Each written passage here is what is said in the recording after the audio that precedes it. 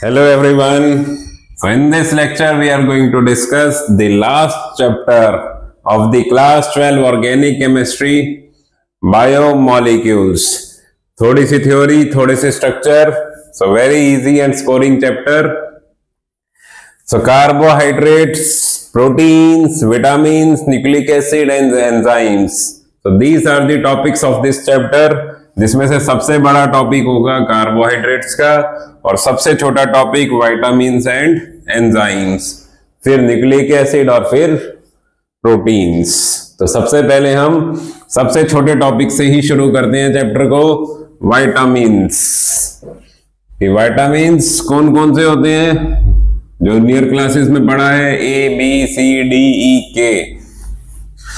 तो इनमें से कि विटामिन्स होते हैं A B C D E and K, और इन विटामिन्स को हम क्लासिफाई करते हैं as water soluble and fat soluble, water soluble and fat soluble. तो those vitamins which are soluble in water, those vitamins which are soluble in water are known as, which are soluble in water are known as water soluble, and which are insoluble in water are known as fat soluble. तो हमें याद रखना है कि vitamin B and C are water soluble और बाकी जो बच गए the rest A D E and K are fat soluble. तो इस पे एक बहुत फेमस एनसीईआरटी क्वेश्चन है कि why vitamin C can not be stored in our body, why vitamin C can not be stored in our body. तो answer कि vitamin C is water soluble. Vitamin C is water soluble, so it excrete out from the body through the urea. Why vitamin C cannot be stored in our body? Because vitamin C is water soluble, so it excretes out from the body through the urea. So that is why in summers the lemon juice is highly advisable because it is a rich source of vitamin C. तो vitamin C, और इसके बाद इस chapter में वही 7th 8th का topic आता है the deficiency disease, the deficiency disease caused by the various vitamins. कि विटामिन ए, फिर ए के बाद बी में B1, B2, B6, B12, C, D, E, K। तो विटामिन ए क्या पढ़ते थे 7th 8th में? नाइट ब्लाइंडनेस, और उसी की जगह आप एक और वर्ड डाल देते हैं ज़ेरोथैल्मिया, नाइट ब्लाइंडनेस ज़ेरोथैल्मिया। फिर B1 बेरी, B2 चिलियोसिस, फिर B6 कन्वल्जन्स, दौरे पड़ना उसको कन्वल्जन्स बोलते हैं। फिर B12 पेरिनीशियस अनीमिया, एक अनीमिया होता है जो आयरन की कमी से होता है और एक पेरिनीशियस अनीमिया। फिर C स्कर्वी, D रिकेट्स, बस बच्चों के लिए रिकेट्स और बड़ों के लिए ऑस्टियोमेलेशिया। फिर E इंक्रीज्ड फर्टिलिटी,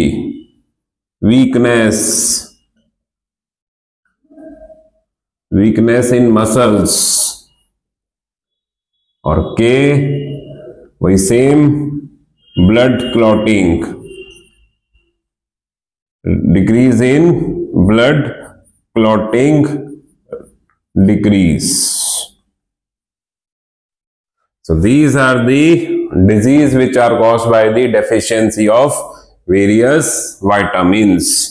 और इनके साथ एनसीईआरटी में ये B1, B2 इनके कुछ नाम दिए होते हैं, जैसे B1 is thiamine, B2 is riboflavin, and B6 is pyridoxine, और C is ascorbic acid। तो ये नाम, ये थोड़े से इनके केमिकल नेम है, एक ये याद रखने हैं और एक deficiency disease caused by the various vitamins. So this topic is complete. So learn this. इस पे सबसे फेमस क्वेश्चन आता है B12 पे, जो सबसे ज्यादा फ्रीक्वेंटली देखा गया है in the schools and boards. और विटामिन्स के बाद ऐसे ही दूसरा छोटा सा टॉपिक जो एनसीईआरटी में गिवन होता है, एंजाइम्स। कि what are enzymes? Enzymes are biochemical catalysts. Enzymes are biochemical catalyst found in living organisms. Found in living organisms. और क्या रोल होता है इनका? कि वही डाइजेशन में they break complex molecules into simple molecules. Enzymes breaks complex molecules into simple molecules। तो अभी जैसे हम कार्बोहाइड्रेट्स पढ़ेंगे तो उसमें वर्ड आएंगे माल्टोस। कि जैसे माल्टोस एक कॉम्प्लेक्स कार्बोहाइड्रेट है जिसको ब्रेक किया जाता है by the maltase into glucose. तो this is a enzyme. So maltose ऐसे यूरिया के लिए यूरिएस, जिस मॉलिक्यूल पे वो एक्ट करता है उसी पे ही उसका नाम रख देते हैं। Urea breaks urea into amino acids. ऐसे ही peptide, pepsin molecule act on proteins and it also breaks protein into amino acids.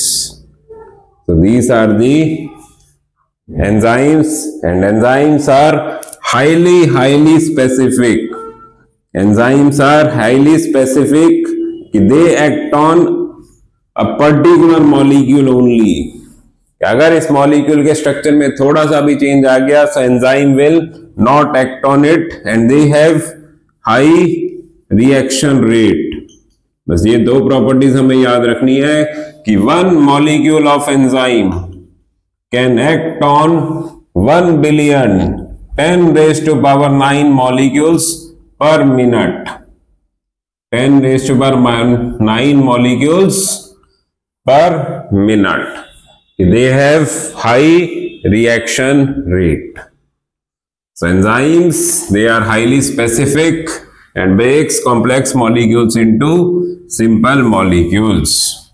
So these are the properties of enzymes. And then, so after this, we move on to the nucleic acid part। Nucleic acid part. Nucleic acid में मतलब the passing of character from parents to offspring is known as heredity. और वो heredity कैसे होती है? Through DNA and RNA, the combined they are known as nucleic acid. तो इन्हीं DNA और आरएनए को हमें इस टॉपिक में डिस्कस करना है। So DNA and RNA. So what is the full form of DNA? DNA is deoxyribonucleic acid and RNA is ribonucleic acid। तो जो DNA है और RNA है बोलते हैं they are formed of 3 components। They are formed of 3 components। So what is the first component is a ribose sugar। कि दोनों के अंदर होती है राइबोस शुगर। उस राइबोस शुगर का स्ट्रक्चर ऐसे बनता है जो हम कार्बोहाइड्रेट्स में सीखेंगे कि एक ऑक्सीजन और फिर 4 ऐसे वर्टिकल लाइन, और यहां पे H H OH और इधर CH2OH और OH के अपोजिट H के अपोजिट OH, CH2 के अपोजिट H। बस डीएनए और आरएनए में यहां पे डिफरेंस आता है कि यहां पे इसमें ऑक्सीजन नहीं होती, इसमें सिर्फ हाइड्रोजन है, इसलिए इसको बोलते हैं डीऑक्सी। और जबकि आरएनए का जो स्ट्रक्चर बनेगा, जो राइबोस बनेगा, वो कंप्लीट राइबोस होगा, वही H के अपोजिट OH, H के अपोजिट OH, CH2OH के अपोजिट H और OH के अपोजिट H। तो इसमें यहां पे H है और दूसरे में यहां पे OH है। तो जिसमें H वो डीएनए का पार्ट है और जिसमें OH वो आरएनए का पार्ट है। और अभी हम वही कार्बोहाइड्रेट्स में सीखेंगे अल्फा बीटा, तो इसको बोलते हैं बीटा डीऑक्सी राइबोस। और कौन सी कार्बन पे डिफरेंट है, तो ये C1 ये C2, इसलिए आगे लगा देते हैं 2 डीऑक्सी, ये C3 ये C4 ये C5। जो राइबोस शुगर है ये 5 कार्बन का है, इसलिए इसको पेंटोस राइबोस शुगर भी बोलते हैं। तो C1 C2 C3 C4 C5, तो C2 पे इन दोनों में डिफरेंस आ जाता है कि डीएनए का जो राइबोस शुगर है उसमें एक ऑक्सीजन कम है और आरएनए वाले में एक ऑक्सीजन ज्यादा है। फिर सेकंड आते हैं इनके कंपोनेंट जिनको बोलते हैं nitrogenous compounds known as base. Nitrogenous compounds known as base. तो डीएनए और आरएनए, डीएनए के 4 बेस है ATGC, आरएनए के भी 4 बेस है AUGC। मतलब 3 बेस सेम है और एक बेस का डिफरेंट है, जो बहुत बहुत इंपॉर्टेंट MCQ क्वेश्चन बनता है कि which base is different in DNA. तो इनके चारों के फुल फॉर्म A से एडिनाइन, T से थायमीन, G से ग्वानिन और C से साइटोसिन। और यहां पे A से एडिनिन, U से यूरासिल, G से ग्वानिन और C से साइटोसिन। तो 3 बेस कॉमन होते हैं और एक बेस डिफरेंट होता है, that forms the DNA ATGC and RNA forms AUGC। तो अभी थोड़ी देर में हमें फिर से इनका यूज करना पड़ेगा। और तीसरी यूनिट इनमें आती है फॉस्फोरिक एसिड। फॉस्फोरिक एसिड, तो फॉस्फोरिक एसिड होता है H3PO4, जिसका स्ट्रक्चर होता है P double bond OH OH OH। This is phosphoric acid. So these left we have components of DNA and on the right we have components of RNA, और phosphoric acid दोनों में common चलेगा। So take the screenshot, understand this। एक तो ये MCQ question बहुत important है, on which carbon there is difference in the pentose sugar of DNA and RNA। So it is the C2 carbon, second carbon। And which base is different in DNA, which base is different in RNA। So after this we have 2 further topics। इनमें एक word आता है DNA RNA में, nucleoside nucleotide. Nucleoside and nucleotide. Nucleoside nucleotide या nucleic acid. Nucleoside means a nucleic acid which contains only 2 components। only 2 components, और कौन कौन से होंगे, एक तो पेंटोस शुगर और दूसरा base. Pentose sugar and base. तो जो बेस है उसको अटैच करते हैं हम पेंटोस शुगर की फर्स्ट कार्बन पे। कि जो बेस है वो अटैच होता है पेंटोस शुगर की फर्स्ट कार्बन पे, और a nucleic acid which contains all the three components, a nucleic acid which contains all three components are known as nucleotide, कि उसके अंदर पेंटोस शुगर भी होगा, उसके अंदर बेस भी होगा, और उसके अंदर फॉस्फोरिक एसिड भी होगा।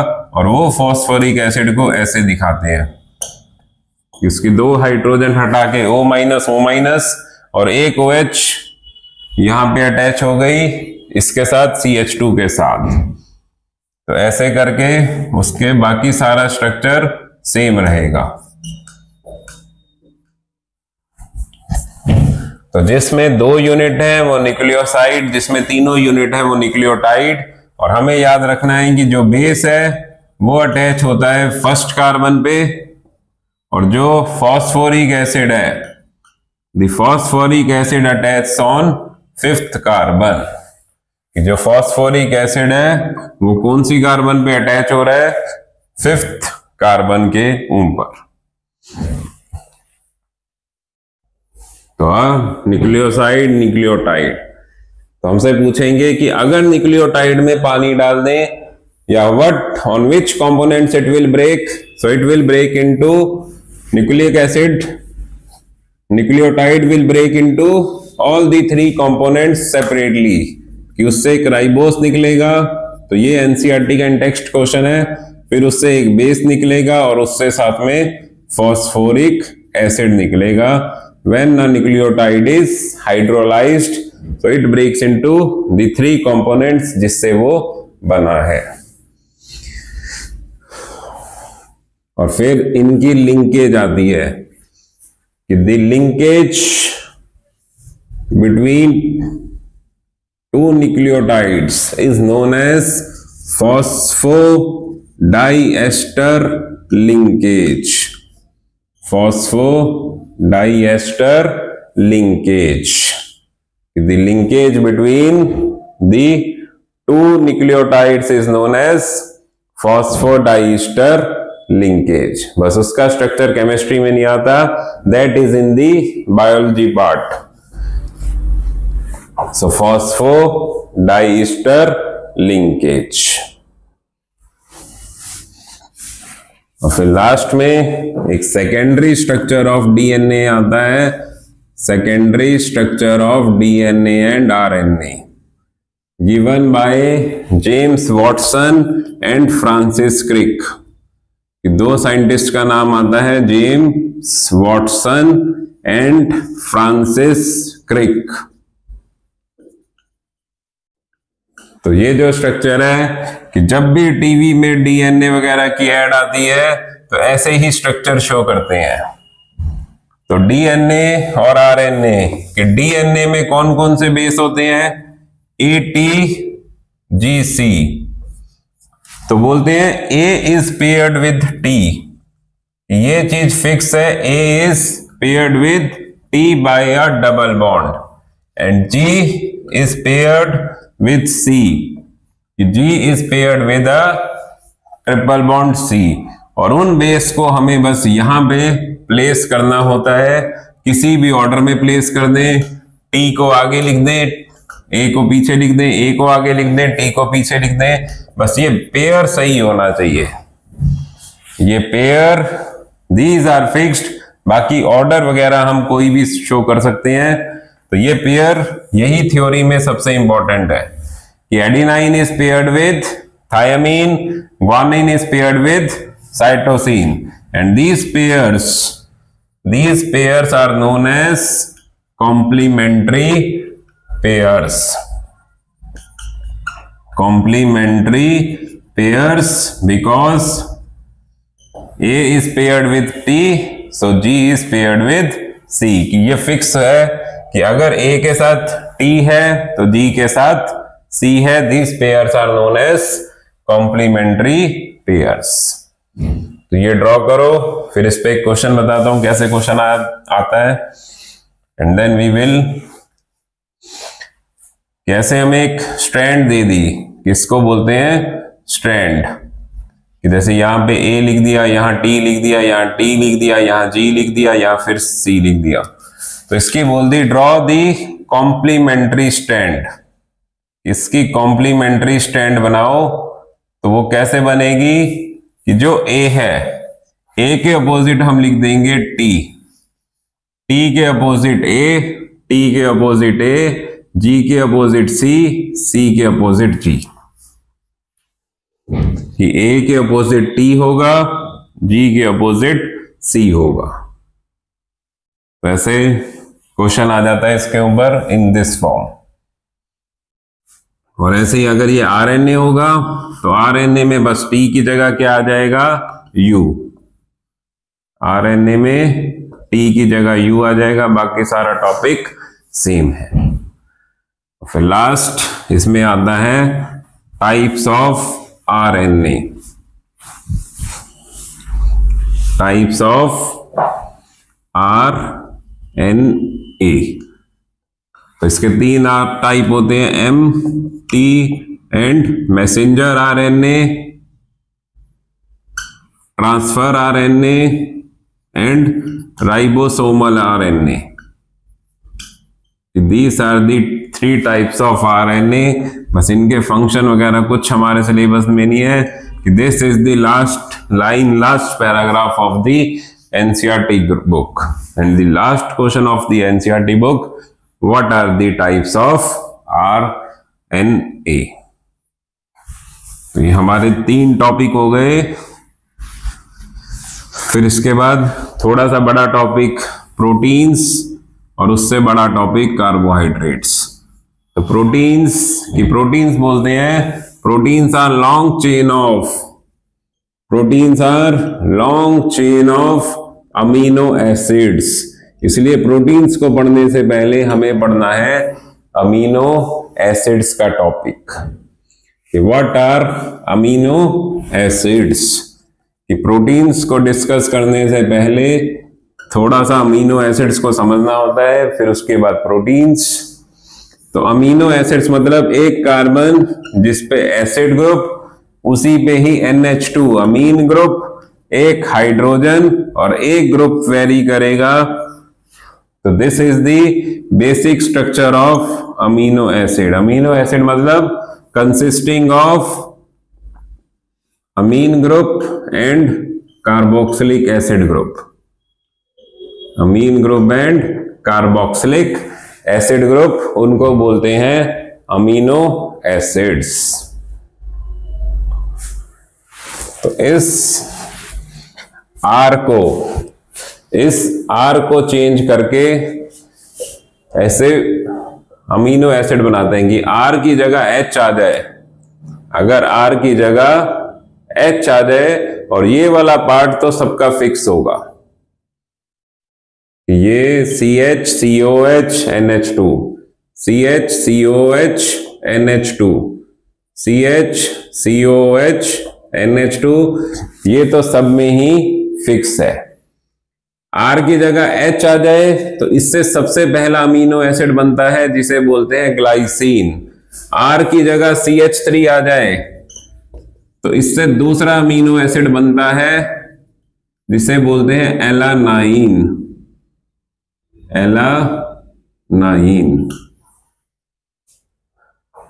फिर आर की जगह आ जाए CH3, यहां पे C पे 2 CH3 आइसोप्रोपाइल यूनिट, और इसको बोलते हैं ल्यूसीन। फिर ऐसे ही आर की जगह आ जाए सेकेंडरी ब्यूटाइल, तो इसको बोलते हैं वेलाइन। ऐसे 20 अमीनो एसिड्स की लिस्ट होती है कि आर की जगह ऐसे CH2COOH ये आ जाए कि CH2COOH, और फिर ये वाली यूनिट तो फिक्स है, ये वाली यूनिट तो फिक्स है। तो इससे बनता है एस्पार्टिक एसिड, एस्पार्टिक एसिड। तो ऐसे एनसीईआरटी में 20 अमीनो एसिड्स की लिस्ट होती है, उसमें से कुछ अमीनो एसिड्स बस जिनको अभी हम एग्जांपल्स वगैरह में यूज करेंगे तो वो लिख दिए। तो सबसे पहले तो हमें दो क्लासिफिकेशन आती हैं अमीनो एसिड्स की। तो सबसे पहली क्लासिफिकेशन होती है essential and non essential amino acids, essential and non essential amino acids, essential and non essential amino acids.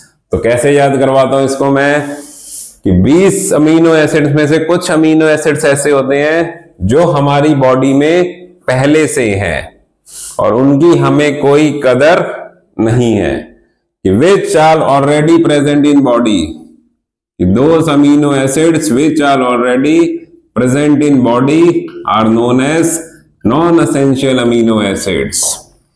और जो अमीनो एसिड्स हमें बाहर से चाहिए which are not synthesized in our body, जो हमें बाहर से खाने से चाहिए through our diet, which are not synthesized in body and are required through diet, are required through diet are known as essential amino acids। तो जो पहले दो अमीनो एसिड्स हैं glycine, alanine, these are non essential, और leucine, valine, these are essential amino acids। तो essential and non essential amino acids। और एक ये करेक्शन कर लेना, इसमें यहाँ पे CH3 सेकंड पे है वेलाइन में, जो सेकेंडरी ब्यूटाइल होता है दैट इज आइसोल्यूसिन, आइसोल्यूसिन। इसमें आइसो वर्ड है बट है ये secondary butyl. So this is the first classification. और फिर अमीनो एसिड्स की क्लासिफिकेशन आती है acidic, basic and neutral, acidic, basic and neutral. तो एसिडिक अमीनो एसिड्स कि जैसे ये एस्पार्टिक एसिड है, इसमें COOH कितने हो गए? 2 और NH2 1। जो amino acid, those amino acids which have more COOH, those amino acids which have more COOH than NH2, कि COOH एसिडिक बनाता है अमीनो एसिड्स को और NH2 बेसिक बनाता है, तो वो हो गए एसिडिक। जिनके अंदर बेसिक मतलब those amino acids which have more NH2 than COOH। और तीसरा क्या होगा? What are neutral amino acids which have equal number of COOH and NH2। तो एग्जांपल्स तो समझ ही आ रहे होंगे, जैसे इसमें एक COH और एक NH2, ग्लाइसिन कौन सा होगा? Glycine is neutral.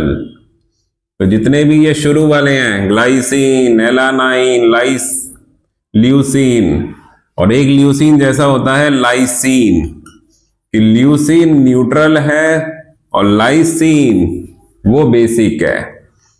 ऐसे ही अर्जिनाइन, एक ये भी बेसिक होता है। और एस्पार्टिक एसिड, और एस्पार्टिक एसिड के जैसा एक और होता है ग्लूटारिक एसिड, जो न्यूट्रल अमीनो एसिड्स में क्लासिफाई हो जाता है। तो ये हमें बेसिक अमीनो एसिड्स, बस यहाँ पे CH3 सेकंड पे है। और फिर हमें याद रखना है ये ग्लाइसिन, ये हेलो एल्केन्स, हेलो एरीन्स में हमने पढ़ा था कायरल कार्बन, कि जिस कार्बन के आसपास सारे ग्रुप डिफरेंट हो, बस एक ग्लाइसिन ऐसा अमीनो एसिड है जिसमें कायरल कार्बन नहीं है। Glycine is optically inactive. Glycine is optically inactive कि all amino acids are optically active except glycine. बाकी जितने भी अमीनो एसिड्स हैं सब में कायरल कार्बन होगी ही होगी। एक तरफ H, एक तरफ COH, एक तरफ NH2 और एक तरफ जो R ग्रुप है वो डिफरेंट होगा देन दीज ग्रुप्स। इसलिए all amino acids are optically active except glycine. A very important MCQ question, which of the following amino acid is optically inactive। और फिर अमीनो एसिड्स की लिंकेज।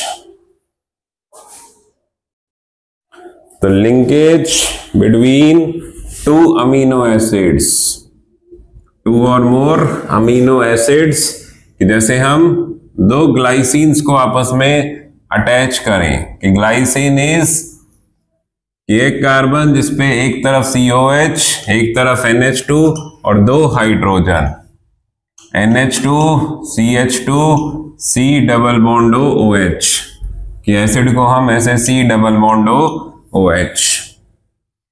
तो हमें क्या करना है, एक COH की OH और यहां से एक हाइड्रोजन, कि इन दोनों को आपस में जोड़ना है C डबल बॉन्ड NH और जो जिसके पीछे एज इट इज NH के साथ CH2 C double bond OH। तो ऐसे दो अमीनो एसिड्स को हमने कनेक्ट किया, उससे जो लिंकेज आई इस लिंकेज को बोलते हैं peptide linkage. The linkage between the amino acids is known as peptide linkage. तो यहां हमने दो अमीनो एसिड्स को कनेक्ट किया, ऐसे ही हम तीन amino acids NH2 CH2 C double bond OH, NH2 CH2 C double bond OH, NH2 CH2 C double bond OH, ऐसे ही हम और भी अमीनो एसिड्स को आपस में लिंक कर सकते हैं। तो इनसे जो लिंकेज आएगी उसको बोलते हैं पेप्टाइड लिंकेज, और यहां हम तीन मॉलिक्यूल्स को लिंक कर रहे हैं। तो यहां हमें एक चीज समझनी है, बहुत इंपॉर्टेंट होती है MCQ पॉइंट ऑफ व्यू से, कि जब हमने दो मॉलिक्यूल्स को अटैच किया, जब हमने दो मॉलिक्यूल्स को अटैच किया तो लिंकेज तो आई एक, वन पेप्टाइड लिंकेज। तीन मॉलिक्यूल्स को कनेक्ट करेंगे तो दो पेप्टाइड लिंकेज, चार मॉलिक्यूल्स को कनेक्ट करेंगे तो तीन पेप्टाइड लिंकेज। बट इसको नाम देते हैं, जिसमें एक पेप्टाइड लिंकेज है बट इसको बोलते हैं डाइपेप्टाइड। फिर जिसमें दो लिंकेज है तो जो नाम देते हैं वो देते हैं नंबर ऑफ मॉलिक्यूल्स पे, कि तीन वाले को ट्राइपेप्टाइड, चार वाले को टेट्रापेप्टाइड, कि जिसमें चार मॉलिक्यूल हैं वो बनेगा टेट्रापेप्टाइड। और जब बहुत सारे मॉलिक्यूल्स हो जाएंगे फिर आता है वर्ड पॉलीपेप्टाइड। और जब 100 अमीनो एसिड से ज्यादा हो जाते हैं, जब 100 अमीनो एसिड्स से ज्यादा मॉलिक्यूल्स जुड़ जाते हैं तो वर्ड आता है प्रोटीन्स, कि proteins are long chain of polypeptide, polypeptide having more than 100 amino acids, having more than 100 amino acids. तो ये हो गया प्रोटीन्स की स्टार्टिंग, और अब हमें पढ़ना है प्रोटीन्स का टॉपिक। तो प्रोटीन्स में हम इसी वर्ड का बार बार यूज करेंगे जिसमें हम लिखेंगे पॉलीपेप्टाइड, मतलब n नंबर ऑफ मॉलिक्यूल्स, बहुत सारे मॉलिक्यूल्स आपस में अटैच हो गए। तो वहां से यहां से शुरू होता है proteins. Proteins are long chain of amino acids. तो प्रोटीन्स सबसे पहले एनसीईआरटी में इसके दो टाइप गिवन होते हैं, two types, fibrous protein, globular protein. Proteins में तो बस बार बार दो ही वर्ड आने इसमें कि the polypeptide chains, the polypeptide chains are long and parallel. अगर ये चेन्स, कि अगर पॉलीपेप्टाइड चेन ऐसे स्ट्रेट है तो फाइब्रस, और एक वर्ड आता है ऐसे helix form, spherical form, spheroidal form, इसको बोलते हैं ग्लोबुलर प्रोटीन। यहां पे the proteins which are spherical in shape, the proteins which are twisting to form a spherical shape are known as globular protein। फिर fibrous proteins में बोलते हैं कि they have हाइड्रोजन बॉन्डिंग। एक ये प्रोटीन्स में ये वाली बॉन्डिंग बहुत आएगी, हाइड्रोजन बॉन्डिंग, डाइसल्फाइड, और इनमें होती है स्ट्रॉन्ग इलेक्ट्रोस्टैटिक फोर्स भी होते हैं इनमें, और उन्हीं के कारण कि स्ट्रॉन्ग इलेक्ट्रोस्टैटिक फोर्स के कारण ये वाटर इनसॉल्यूबल होते हैं, वाटर इनसॉल्यूबल। और ये वाले जो प्रोटीन्स हैं, these are water soluble, they also have hydrogen bond and disulfide bond, but ये वाटर soluble है, ये वाटर insoluble है। एग्जाम्पल केराटीन, कहां पे मिलता है केराटीन? हेयर्स में। और मायोसिन फाउंड इन मसल्स। और इसके एग्जाम्पल्स होते हैं इंसुलिन, जो शुगर लेवल को कंट्रोल करता है, और एल्बुमिन। एंड अभी हमने जो एंजाइम्स में टॉपिक पढ़ा था, उन एंजाइम्स के अंदर भी जनरली ग्लोबुलर प्रोटीन्स होते हैं। तो fibrous protein and globular protein, तो इनमें से या तो डिफरेंस आ जाते हैं या किसी एक पे एक्सप्लेन का 1 मार्कर क्वेश्चन दे देते हैं। तो फाइब्रस एंड ग्लोबुलर, और उसके बाद 4 प्रोटीन के स्ट्रक्चर आते हैं, 4 प्रोटीन्स के स्ट्रक्चर आते हैं। तो primary structure, secondary structure, tertiary structure and quaternary structure. ये वाला टॉपिक थोड़ा सा इसका रटने का होता है, structures of protein. Structures of protein, primary, secondary, tertiary and quaternary.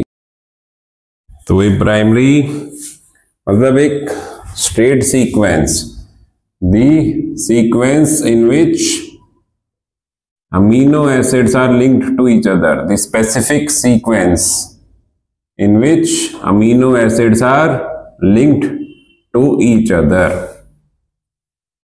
are known as primary proteins। फिर वही सेकेंडरी मतलब, प्राइमरी मतलब वही स्ट्रेट चेन, जैसे एनसीईआरटी में भी ऐसे डायग्राम दिखाए होते हैं। सेकेंडरी मतलब वही spherical, this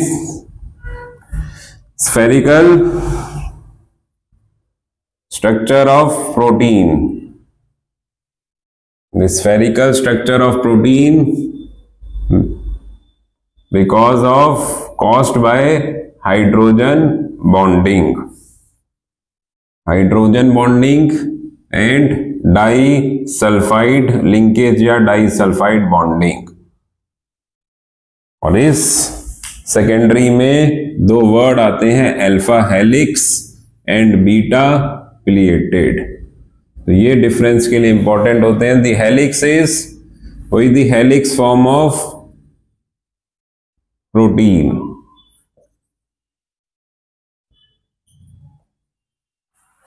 helix form of protein और बीटा प्लेटेड में लिखते हैं the polypeptide chains.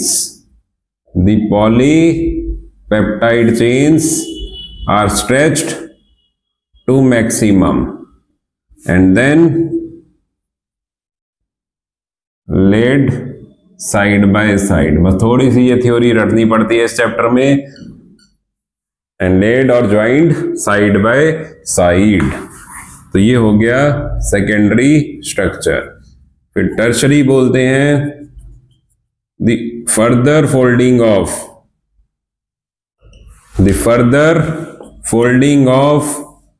The polypeptide chain. The further folding of polypeptide chain is known as tertiary structure. कि इसमें जो सेकेंडरी है वो और ज्यादा फोल्ड हो जाता है जिससे टर्शरी आता है, और वो और ज्यादा फोल्ड हो जाए कि इसमें मल्टीपल चेन्स वो आके मिक्स हो जाती हैं। Quaternary structure means the linkage of the overall folding of two और more tertiary structure are known as quaternary structures. So quaternary two or more polypeptide chains are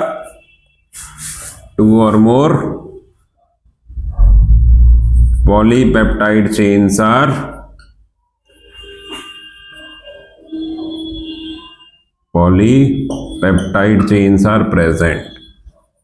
कि ऐसे एक चेन उसके साथ दूसरी चेन तो वो बन गया क्वाटरनरी। तो ये टॉपिक थोड़ा सा एनसीईआरटी से प्रॉपर रीड करके याद करना। इसमें से explain primary structure, explain tertiary structure ऐसे आ जाता है। और फिर लास्ट प्रोटीन्स का टॉपिक आता है known as denaturation of protein. The most important topic of proteins is this denaturation of proteins. Denaturation of proteins. When proteins are present in their original structure, when proteins are present in their original structure,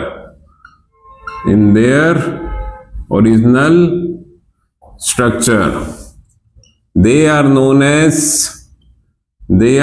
as native proteins.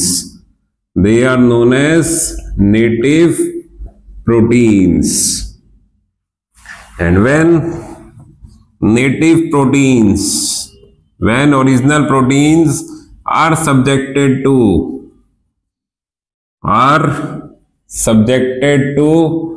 change in temperature, pressure or pH, then they lose their original structure. सबसे अच्छा example होता है जैसे अंडा boil करते हैं कि अंडा पहले अंदर से लिक्विड होता है, बट आफ्टर बॉइलिंग, जब अंडे को बॉईल करते हैं कि पहले तो वो अंदर लिक्विड होता है, बट जब उसको बॉईल कर देते हैं तो वो अंदर एक सेमी सॉलिड बन जाता है। और यही एग्जाम्पल हमें याद रखना है। इसको बोलते हैं coagulation of egg white. Coagulation of egg white. Coagulation मतलब प्रेसिपिटेट बनना, एक सॉलिड बनना। और दूसरा होता है example curdling of milk. Curdling of milk.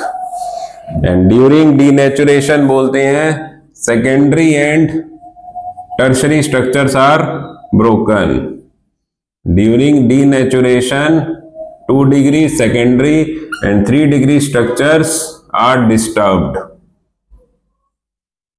तो जब प्रोटीन को हीट करते हैं, प्रेशर लगाते हैं, पीएच चेंज करते हैं, तो they lose their original native form and they are known as denatured proteins. The topic is denaturation of proteins.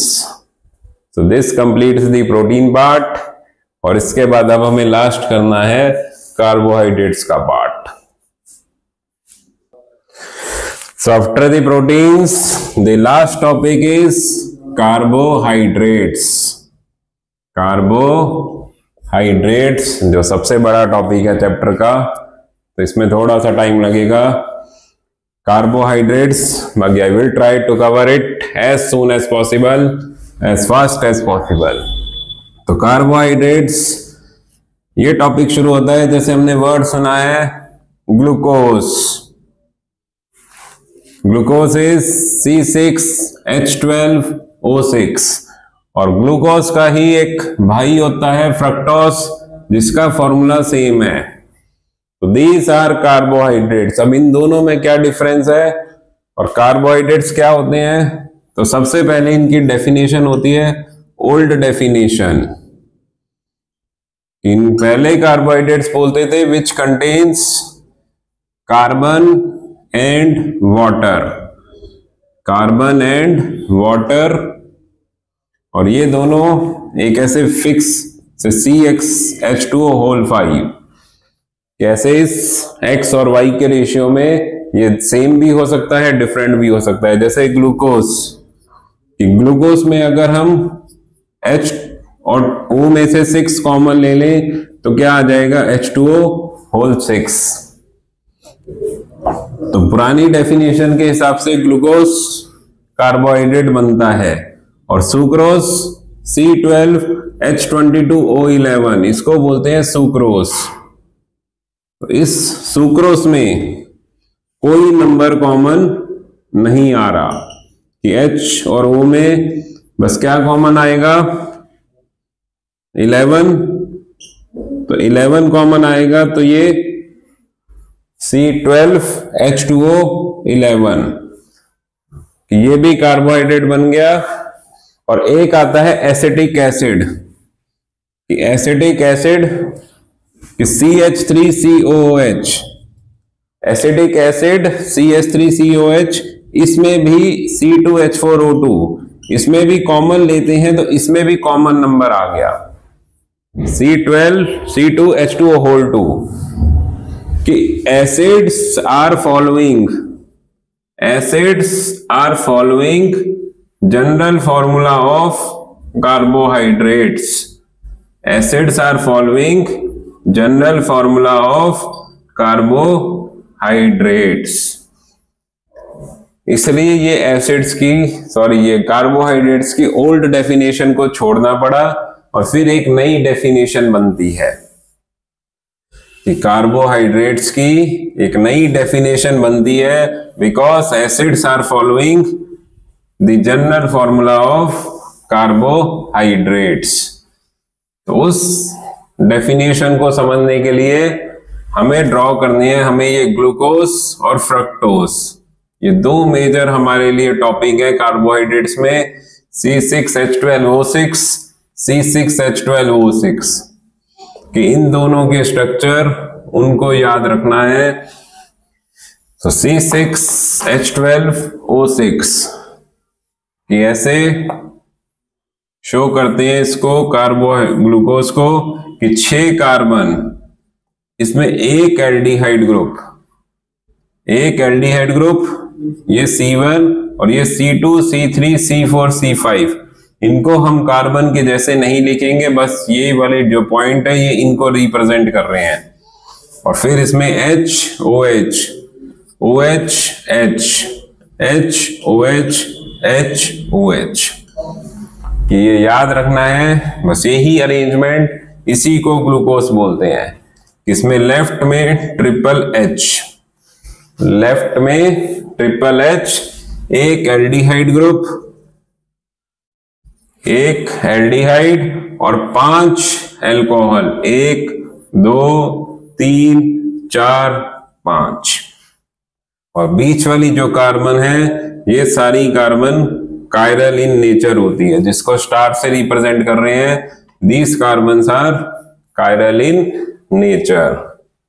तो ये सब हमें ग्लूकोज में याद रखना है। और ऐसे ही फ्रक्टोज, फ्रक्टोज में होता है कीटोन ग्रुप, फ्रक्टोज में होता है कीटोन ग्रुप और बीच में 3 हॉरिजॉन्टल लाइन, क्योंकि कीटोन कभी भी कॉर्नर पे नहीं होता, तो ऊपर भी 1 डिग्री अल्कोहल, नीचे भी 1 डिग्री अल्कोहल, और ये 3 OH HH, ये 3 यहां पे रिपीट कर जाएंगी इन फ्रक्टोज।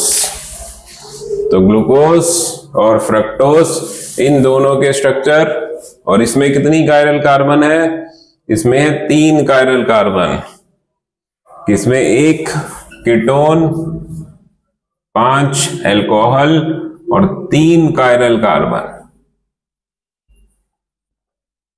3 chiral carbon. तो यहां पे एक ऐसे क्लासिफिकेशन भी होती है कि जैसे ग्लूकोज कितनी कार्बन का है? 6, और उसमें एक एल्डिहाइड ग्रुप है, तो इसको बोलते हैं it is a type of aldohexose carbohydrate. और जो फ्रक्टोज है it is a type of ketohexose. Fructose, ketohexose और कार्बोहाइड्रेट्स की यहां से डेफिनेशन आती है कि carbohydrates are polyhydroxy derivatives of polyhydroxy मतलब जिसमें एक से ज्यादा एल्कोहल ग्रुप हो।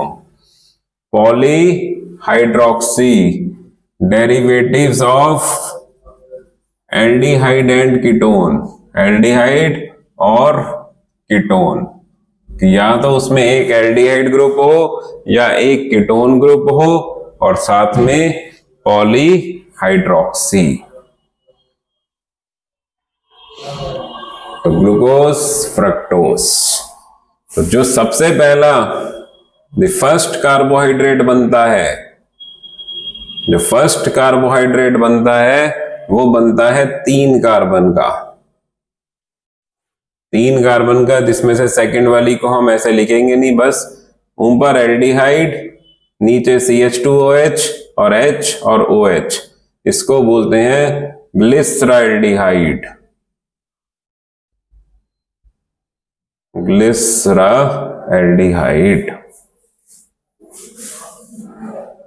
तो इन कार्बोहाइड्रेट्स में एक वर्ड आता है capital D and capital L, कि एक आगे रिप्रेजेंटेशन में नाम में एक कैपिटल D और कैपिटल L लिखते हैं कि कैपिटल D कि हमें चेक करनी है लास्ट कायरल कार्बन, कि चाहे ग्लूकोज है चाहे फ्रक्टोज है उसकी लास्ट कायरल कार्बन। अगर लास्ट कायरल कार्बन में OH राइट साइड में है तो आगे वर्ड लगता है कैपिटल D, और OH लेफ्ट साइड में है तो आगे वर्ड लगता है कैपिटल L। तो जैसे ग्लूकोज की लास्ट कायरल कार्बन राइट में है तो इसको हम D ग्लूकोज भी लिखते हैं, D ग्लूकोज, और ये D फ्रक्टोज। और इनके साथ कायरल कार्बन होने के साथ में या तो प्लस या माइनस के साथ में एक और जो हमने पहले वर्ड पढ़े थे डेक्स्ट्रो रोटेटरी, लीवो रोटेटरी, कि कायरल कार्बन होने के कारण या तो D, स्मॉल d या प्लस लगा देते हैं, और लीवो के लिए L या माइनस लगा देते हैं। तो ये कैपिटल D कैपिटल L अलग चीज है और स्मॉल d स्मॉल l अलग है, और capital D capital L last chiral carbon की OH पे डिपेंड करती है। तो ये हमें याद रखना है। जैसे इस ग्लिसराल्डिहाइड को हम बोलेंगे डी ग्लिसराल्डिहाइड, और इसी की OH, अगर इसकी OH हम लेफ्ट में दिखा देते इसकी OH को लेफ्ट में दिखा देते तो ये बन जाता एल ग्लिसराल्डिहाइड, एल ग्लिसराल्डिहाइड। तो कैपिटल D कैपिटल L ये फिक्स है। तो ग्लूकोज फ्रक्टोज,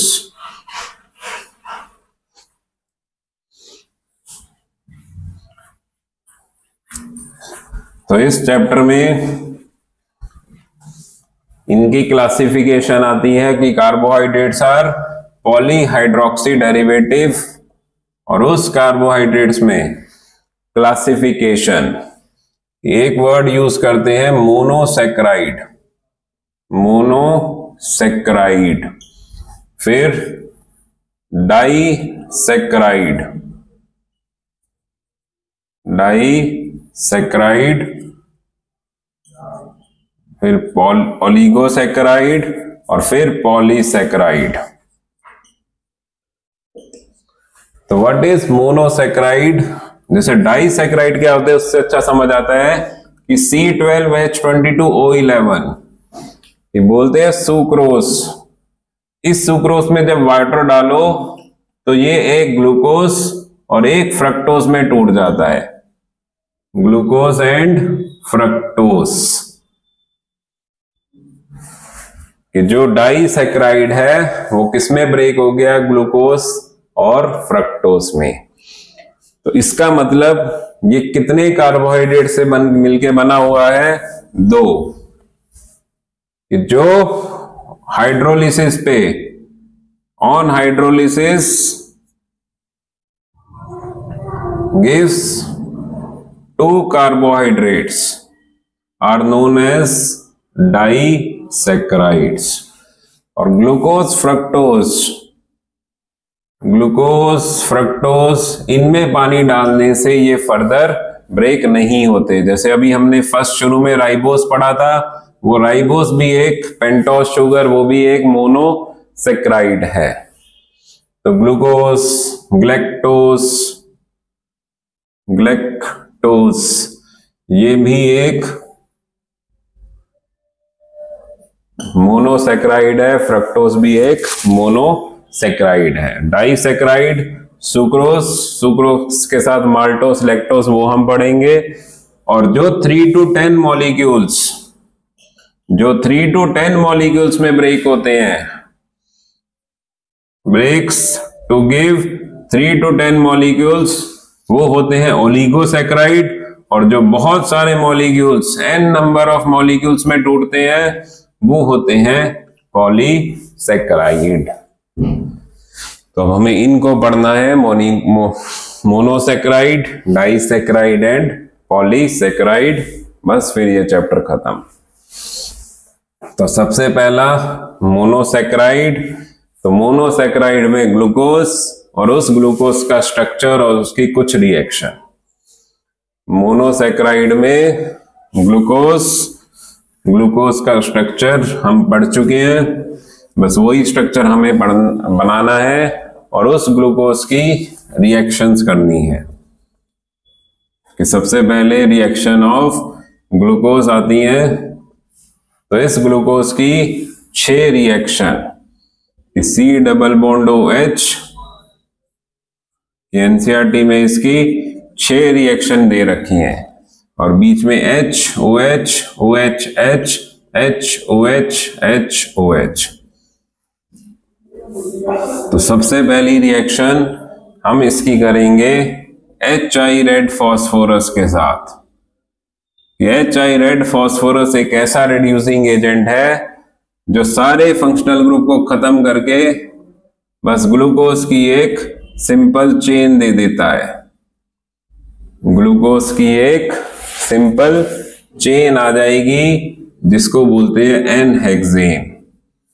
और इसी रिएक्शन से हमें पता लगता है कि all carbons in glucose are in straight chain.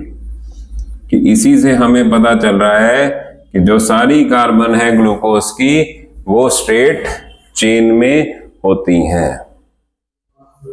तो ये हो गई HI रेड फॉस्फोरस के साथ reaction.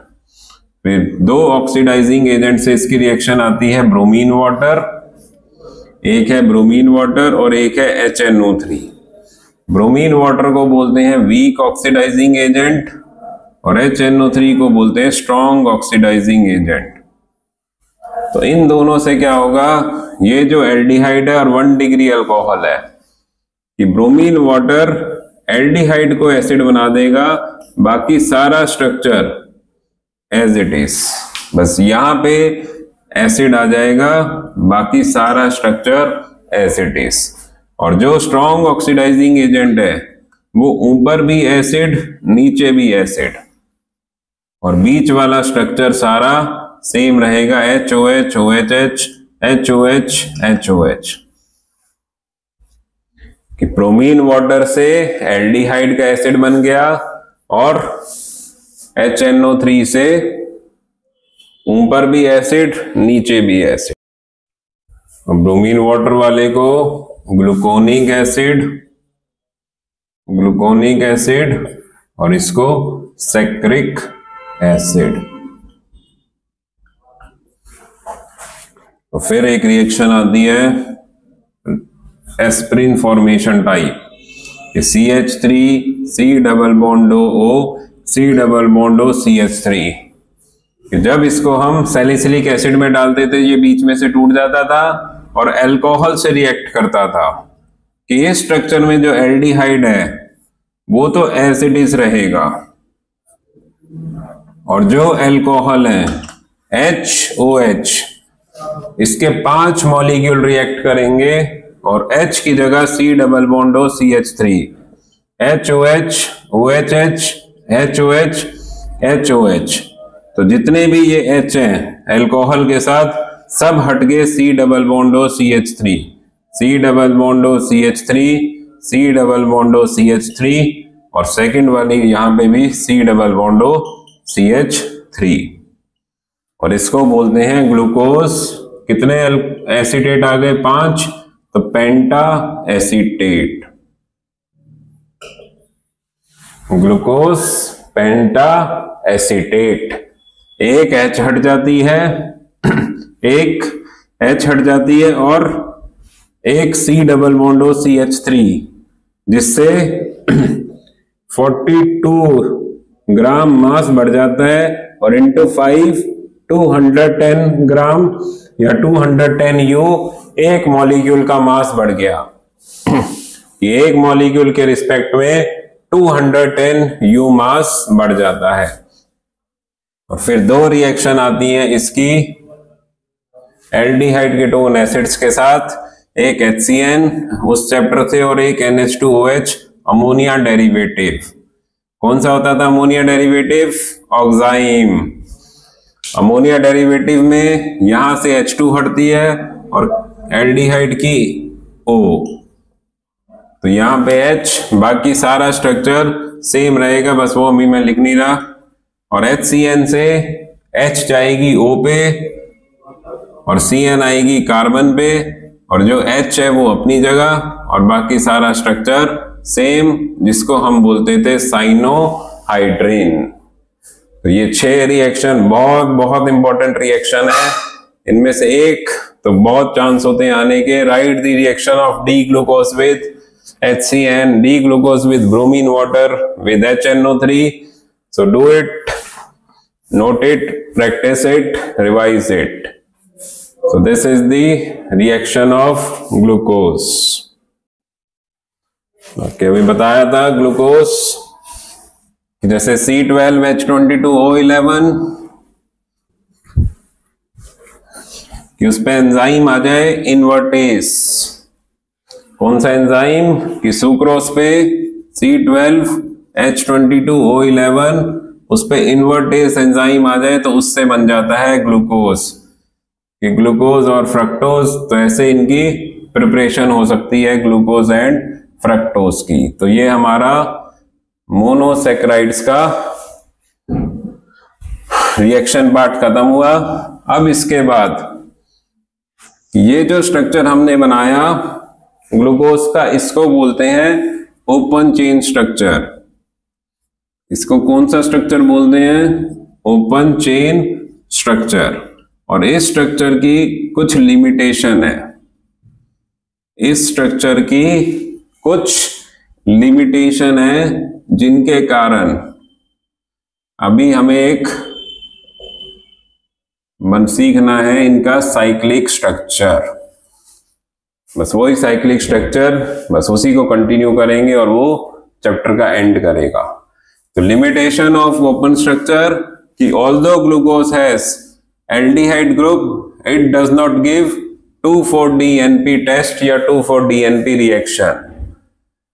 It does not give sodium hydrogen sulphide reaction, कि ना ये 2,4-DNP से रिएक्ट कर रहा है, जबकि इसमें although it has aldehyde group, although it has aldehyde group, still glucose does not react with 2,4-DNP sodium hydrogen sulfide and it has two forms। और वही दो फॉर्म हमें सीखने हैं which are not explained by the open structure of glucose। तो उस open structure को अब हमें साइक्लिक स्ट्रक्चर में कन्वर्ट करना है। तो वो कैसे करते हैं वो सीखना है सबसे पहले, कि ओपन स्ट्रक्चर को साइक्लिक स्ट्रक्चर में कन्वर्ट कर रहे हैं ग्लूकोज का। तो उसके लिए कैपिटल डी, ये कैपिटल डी वर्ड क्यों लगाते हैं हम? Capital D last chiral carbon की OH, और वही OH अपने ही एल्डिहाइड से रिएक्ट करती है, कि लास्ट कायरल कार्बन की जो OH है वो अपने ही एल्डिहाइड से रिएक्ट करेगी। तो उस रिएक्शन को अब हमें समझना है कि जहां पे जो OH थी वो अपने ही एल्डिहाइड से रिएक्शन करने चली गई, और ऑक्सीजन का जो डबल बॉन्ड है वो सिंगल हो जाएगा, उस पे माइनस और एक H रह गई, H पहले से है, बाकी बीच में जितना स्ट्रक्चर है HOH, OHH, HOH, H, बाकी सारा स्ट्रक्चर सेम। और इसकी जो H है वो मूव कर जाएगी इस नेगेटिव OH पे। यहां से रिएक्शन होती है last chiral carbon OH reacts with aldehyde, और फ्रक्टोज में फ्रक्टोज से कीटोन से रिएक्शन करेगी। और फिर इसके बाद जो लास्ट कायरल कार्बन की OH के रिएक्शन के बाद ये H और OH की ऊपर वाली कार्बन पे दो ग्रुप है, HOH, OHH, HOH, H। अब ये जो ऑक्सीजन है इसको हम ऐसे दिखा देंगे इस फॉर्म में, और ऑक्सीजन को कहीं भी लिख देंगे, चाहे यहां लिख लो, यहां लिख लो। और ये जो H और OH है, कि जो फर्स्ट कार्बन है जो एल्डिहाइडिक कार्बन है, अब उस पे भी H और OH आ गए, और बोलते हैं इसका H अगर हम राइट में दिखा दें तो अल्फा ग्लूकोज। अब ये फर्स्ट कार्बन का जो OH है, जो फर्स्ट कार्बन का OH है वो डिफाइन करता है अल्फा और बीटा को, कि वो डिफाइन किसको कर रहा है? अल्फा और बीटा। अगर इसकी OH लेफ्ट में आ जाए और राइट में H तो ये बन गया बीटा ग्लूकोज। बाकी सारा स्ट्रक्चर सेम रहेगा। इसी से ही एनसीईआरटी के एग्जाम्पलर शुरू करते हैं, कि एनसीईआरटी के एग्जाम्पलर ही इन्हीं से शुरू करते हैं और इनको बोलते हैं anomers. These two together in pair are known as anomers. Anomers मतलब those carbohydrates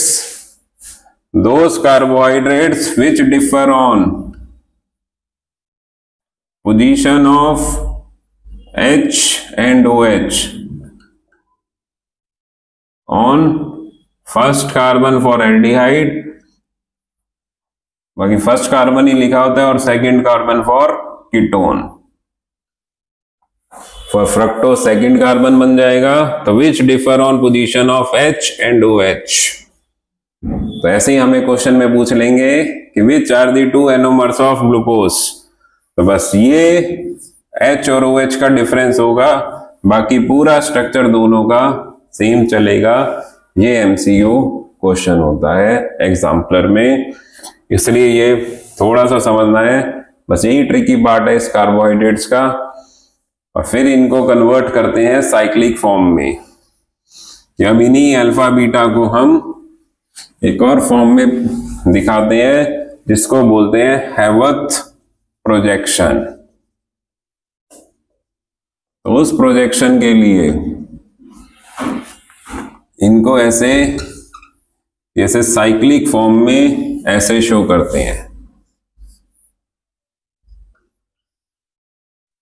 और फिर जो हॉरिजॉन्टल लाइन है उनको वर्टिकल लाइन, और ये जो ऑक्सीजन है साइक्लिक वाली उसको यहां कॉर्नर पे लिख दिया। और इसके बाद काउंटिंग शुरू करते हैं, C1 C2 C3 C4 C5, और यहां पे एक CH2OH आता है जो C6। तो ग्लूकोज का स्ट्रक्चर याद करने के लिए एक ऐसे हम ट्रिक से याद करेंगे कि बस यहां पे OH फिक्स, ग्लूकोज में इस सेकंड कार्बन पे OH फिक्स है, फिर OH को अल्टरनेटिवली घुमा दो, OH नीचे OH ऊपर OH नीचे, और CH2OH सबसे टॉप पे, OH नीचे OH ऊपर OH नीचे, और टॉप पे CH2OH, और OH के अपोजिट लगा दो H, OH के अपोजिट H। और फिर फर्स्ट कार्बन की OH अगर नीचे आ रही है तो अल्फा, और फर्स्ट कार्बन की OH अगर ऊपर चली जाए तो बीटा। फर्स्ट कार्बन की OH नीचे, तो अब इन्हीं अल्फा बीटा को हमने साइक्लिक फॉर्म में शो कर दिया। So that is the structure of cyclic structure of glucose. और ये जो साइक्लिक स्ट्रक्चर ऑफ ग्लूकोज आता है, ये एक स्ट्रक्चर से आता है जिसको बोलते हैं पायरेन। इसलिए ग्लूकोज के साइक्लिक स्ट्रक्चर में इस वर्ड का यूज होता है कि इसको बोलते हैं अल्फा ग्लूकोपायरानोस, और इसको बोलते हैं बीटा ग्लूकोपायरानोस। तो ये पूछ लेते हैं किस स्ट्रक्चर से ग्लूकोज का स्ट्रक्चर ड्राइव किया है, किससे सिमिलर है, तो इट इज पायरान। तो ये ग्लूकोज का हो गया। और ऐसे ही फ्रक्टोज, तो फ्रक्टोज में भी वही रिएक्शन होगी लास्ट कायरल कार्बन की। तो फ्रक्टोज इसका ओपन स्ट्रक्चर कैसे था, C डबल बॉन्ड O, और नीचे भी CH2OH, ऊपर भी CH2OH, और HOH हटके बस सेकंड कार्बन से इसके शुरू होते हैं OH HOH HOH, कि ग्लूकोज का जो ऊपर का HOH है वो हट जाता है।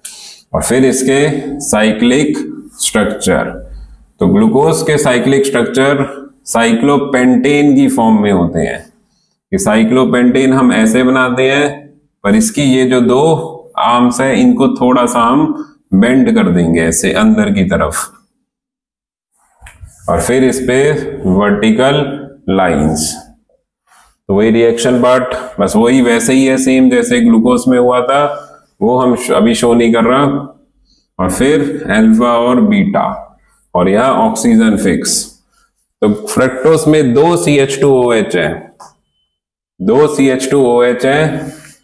तो ये जो CH2OH है, बस इसका कैसे याद करेंगे हम, पहले तो यहाँ पे H फिक्स कर देंगे, जैसे ग्लूकोज में OH फिक्स किया था, इसमें H फिक्स, फिर H नीचे H ऊपर H नीचे, H नीचे ऊपर नीचे, H के अपोजिट OH, और टॉप पे फ्रक्टोज में भी CH2OH, ग्लूकोज में भी CH2OH, और फिर वही अल्फा अगर OH नीचे आ रही है, बस इसमें OH के अपोजिट भी CH2OH, इसमें OH के अपोजिट भी CH2OH, और ये बीटा बनेगा जब OH ऊपर होगी और CH2OH नीचे होगी, तो ये बन गया इसका बीटा।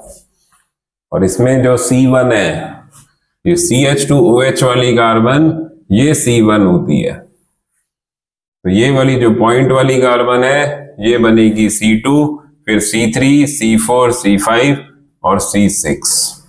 इनकी काउंटिंग इंपॉर्टेंट है क्योंकि अभी हम डाइसैकराइड पढ़ेंगे तो उनमें ये काउंट होंगे। और ग्लूकोज, फ्रक्टोज, एक और वर्ड इंपॉर्टेंट याद आ गया।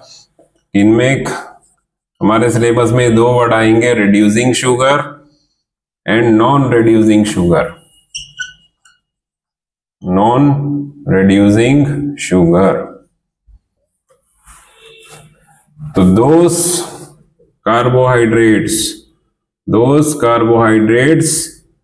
which reduces Tollens reagent, which reacts with Tollens reagent और Fellings reagent। तो जैसे ग्लूकोज, फ्रक्टोज में एल्डिहाइड कीटोन है,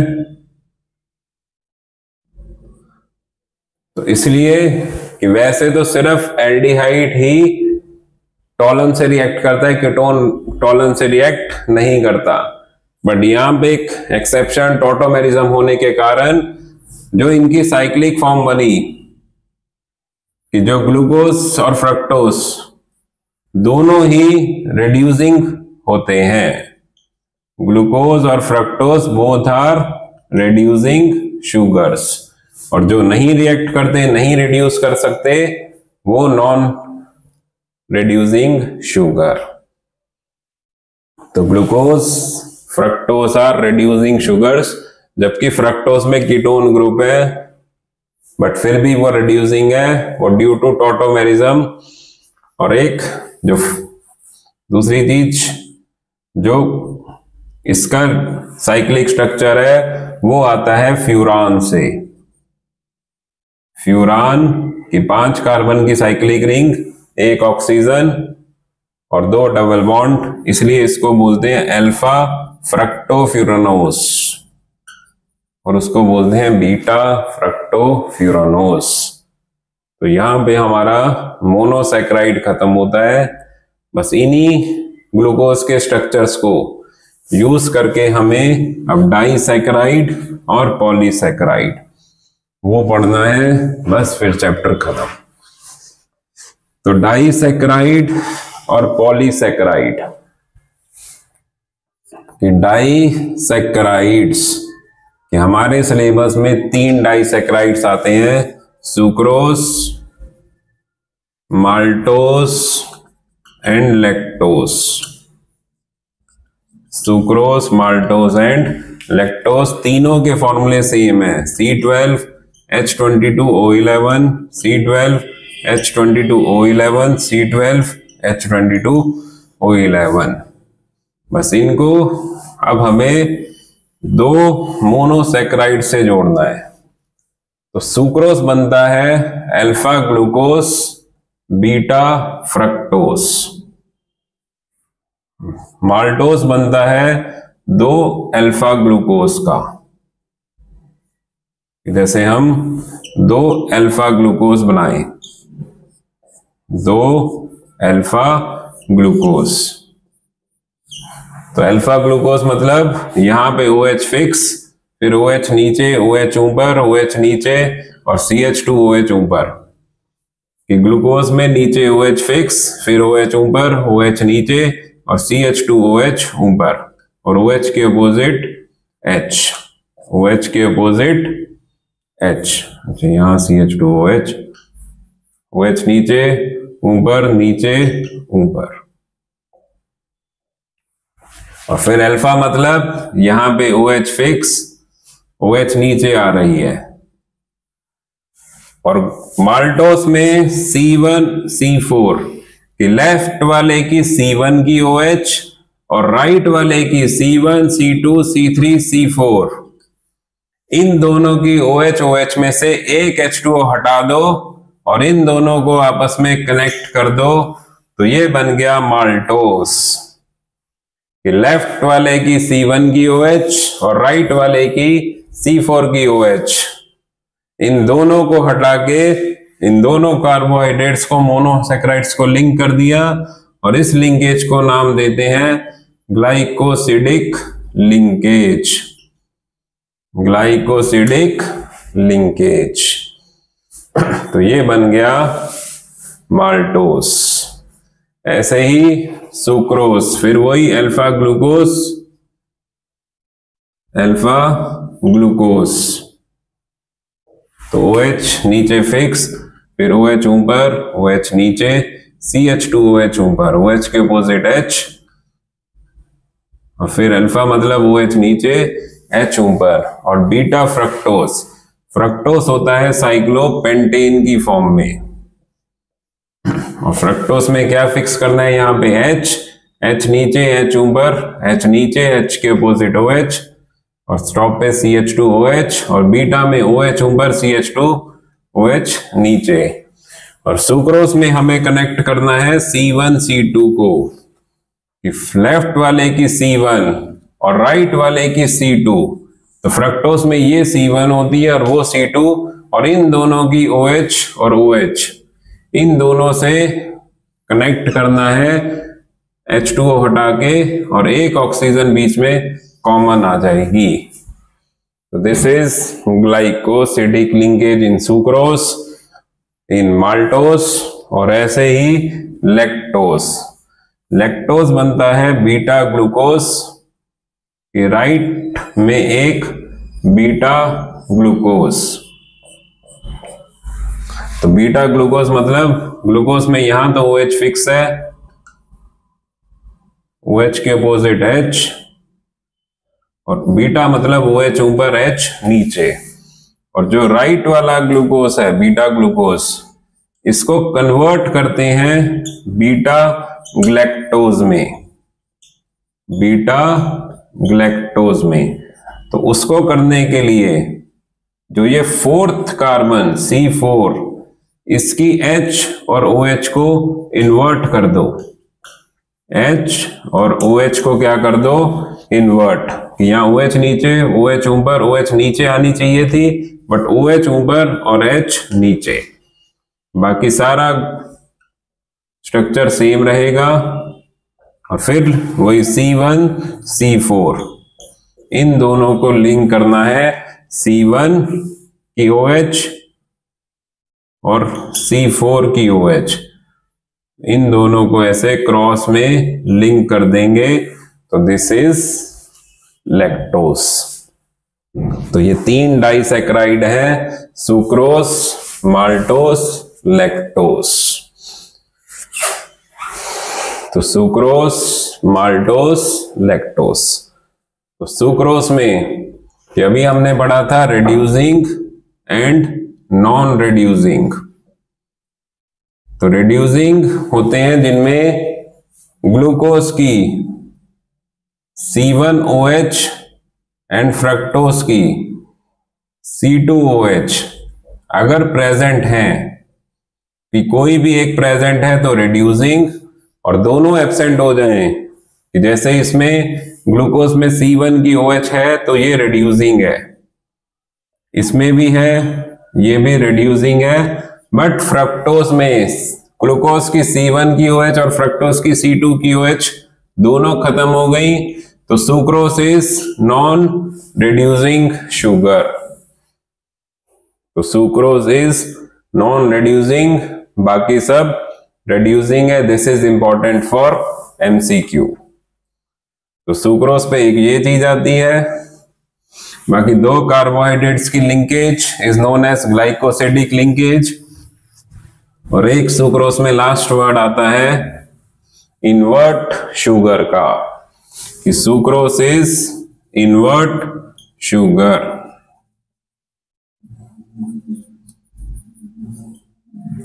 तो इन्वर्ट मतलब कि जैसे बोला जाता है कि sucrose is dextrorotatory. Sucrose is, जो पहले सुक्रोज था वो डेक्स्ट्रोरोटेटरी होता है, बट आफ्टर हाइड्रोलिसिस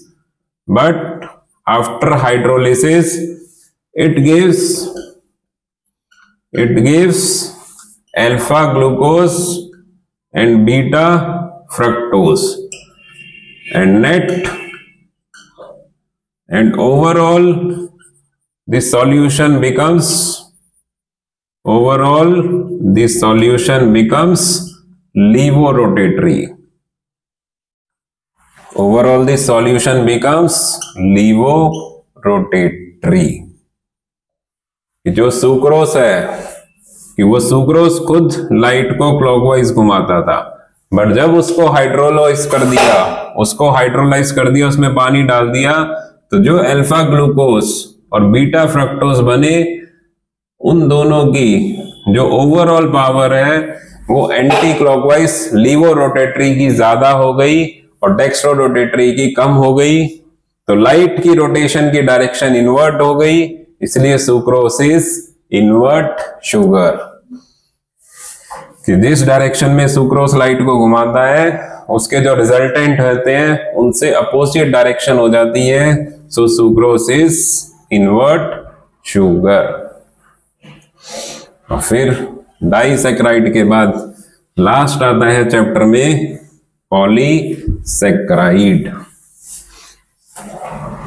तो पॉलीसैकेराइड, 3 डाइसैकेराइड और 3 पॉलीसैकेराइड।